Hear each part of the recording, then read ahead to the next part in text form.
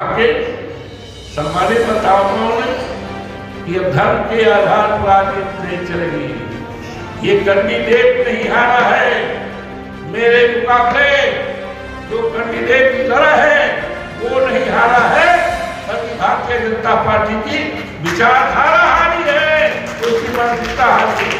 तो इस तरह से इनकी विचारधारा मानसिकता जो है हमारे लिए समाज के लिए विष की तरह है, जहर की तरह है।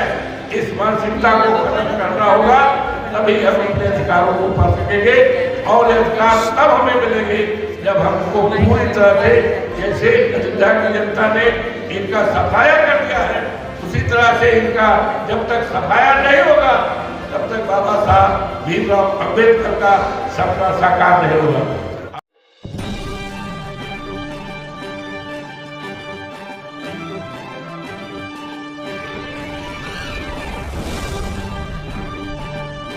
इस देश के दलितों का, इस देश के पिछड़ों का और देश के अल्पसंख्यकों का केवल अनादर ही नहीं बल्कि उनके अधिकारों पर डाका डाल रहे हैं। उसे रोकने के लिए आपने शानदार कार्यक्रम किया है।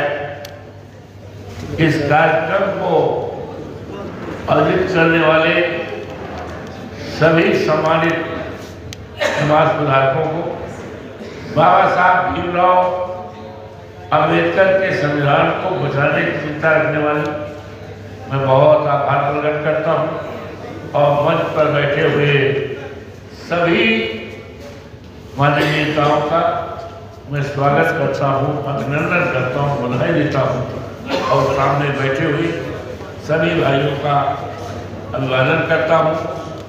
और अयोध्या जो मर्यादा पुरुषोत्तम राम की धरती, 54 फैजाबाद लोकसभा जो अयोध्या जनपद में है, जहां पर भारतीय जनता पार्टी ने इस देश में ऐसा संदेश देने का काम किया और सीट को हथियाने का काम किया। यहाँ तक कहा कि हमने मंदिर बनवाया है। मंदिर उन्होंने नहीं बनवाया, मंदिर को माननीय उच्चतम न्यायालय के आदेश और ये भी क्या भगवान राम को हम लाए हैं, अंगुली पकड़ करके बैठाए हैं। देश का कोई व्यक्ति इस बात का बिलीव नहीं करेगा, इस बात पर यकीन नहीं करेगा कि भगवान को लाने वाले ये लोग हैं, ये देश के प्रधानमंत्री जी हैं। Nobody will believe. और इस चुनाव में वहां के देवतुल्य मतदाताओं ने, सम्मानित बहनों ने, सम्मानित भाइयों ने और समाज के सभी गरीब लोगों ने इस बात का संदेशा किया है कि अब इस देश में धर्म पर आधारित राजनीति नहीं चलेगी, मनमानी व्यवस्था नहीं चलेगी। इस देश में अब बाबा साहब भीमराव अम्बेडकर के संविधान को बचाने की राजनीति चलेगी। इस देश में बाबा साहब भीमराव अम्बेडकर ने जो संविधान के अनुच्छेद 14 में फंडामेंटल राइट्स के है मूलाधिकार दिया, अब उनका मूलाधिकार के आधार पर जो काम करेगा उसी की चर्चा होगी। अब इस देश में जातीय जनगणना की बात चलेगी, इस देश में आरक्षण की बात चलेगी और देश में करोड़ों करोड़ों नौजवान बड़ी बड़ी डिग्रियां लिए हुए, उनको सरकारी नौकरी नहीं है। अपनी डिग्री चलाने के लिए कभी कभी सोचते हैं तो यहां तक कि आत्महत्या के लिए। किसी देश की दौलत हीरा जवाहरात सोना चांदी नहीं हुआ करता। देश की दौलत वहां के इंसान, वहां के युवा हुआ करते हैं, जो आज सबसे परेशानी में। इसकी तरफ किसी को चिंता नहीं। आज अफसोस के साथ कहना पड़ रहा है, मुझे भी खुशी है कि हमारे बीच में तमाम प्रोफेसर हो गए। अभी आदरणीय रतन जी ने और दूसरे भी हमारे जो प्रोफेसर बहुत अच्छे ढंग से बताने का काम किया। लेकिन आज जब हम देश की तमाम विश्वविद्यालयों की तरफ नजर डालते हैं तो 0.5% भी आरक्षण नहीं है, आरक्षण नहीं है। इसके लिए हमें चिंता भी करना है, इसके लिए हमें संघर्ष भी करना है, क्योंकि सीधी अंगुली से घी नहीं निकलने वाला, टेढ़ी उंगली से। अब उंगली को टेढ़ी करना होगा, लड़ाई लड़ना होगा, और तभी हम सब बाबा साहब भीमराव अम्बेडकर के जो संविधान की चर्चा करें।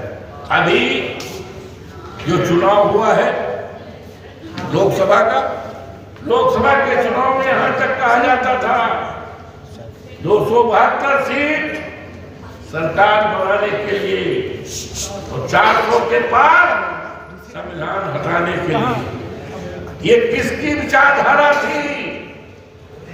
कौन सी पार्टी थी? कौन से लोग थे? इसलिए हमें आपको सजग रहना है, हमें आपको निगरानी रखना है। इनकी विचारधारा अच्छी नहीं है। आज हमारे जो मुख्यमंत्री लोग हैं और भारतीय जनता पार्टी के हैं और विशेष तौर से उत्तर प्रदेश के, उनके टेबल पर, सरकारी टेबल पर मनुस्मृति क्या है? काश उनके कार्यालय में, उनके टेबल पर बाबा साहब भीमराव अम्बेडकर का अगर संविधान होता, अगर संविधान पढ़ते तो आज देश और प्रदेश की जो हालत होने जा रही है वो न हो। स्मृति पढ़ करके आज काम हो रहा है, योजनाएं बन रही हैं। और अभी हमारे विद्वान प्रोफेसर साहब ने जो कहा है कि मनुस्मृति धीरे धीरे लागू होगी, धीरे धीरे, और उसी धीरे धीरे में जिस तरह का राष्ट्र वो चाहते हैं उस राष्ट्र को बनाने में सफल हो जाएंगे अगर हमने आपने संघर्ष न किया, चिंता न किया।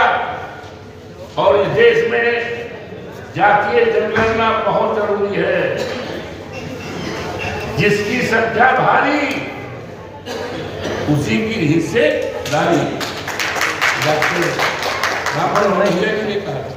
तो आज इस तरह का जो सेमिनार हो रहा है, हमारे पास तमाम विद्वान हैं, तमाम उनके पास जानकारियां हैं। आज आवश्यकता है कि इस तरह का आयोजन करके उन स्थानों पर भी जागृति पैदा की जाए जहां पर अंधेरा है, जहां पर आज पुरानी तरह का रस्म रिवाज है। बाबा साहब कहा करते थे, और उन्होंने जो आरक्षण की सुविधा की है किसी एक जात के लिए नहीं किया है, लेकिन अफसोस है कि हम जातियों में बटे हुए हैं।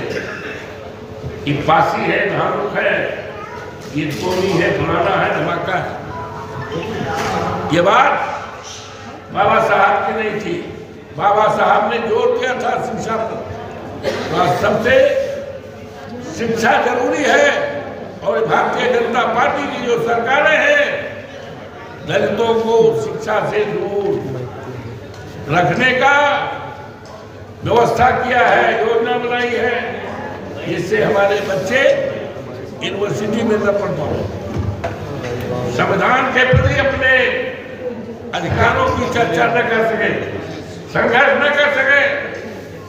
आज वो उसी में संतुष्ट हो गए कि हम ऐसे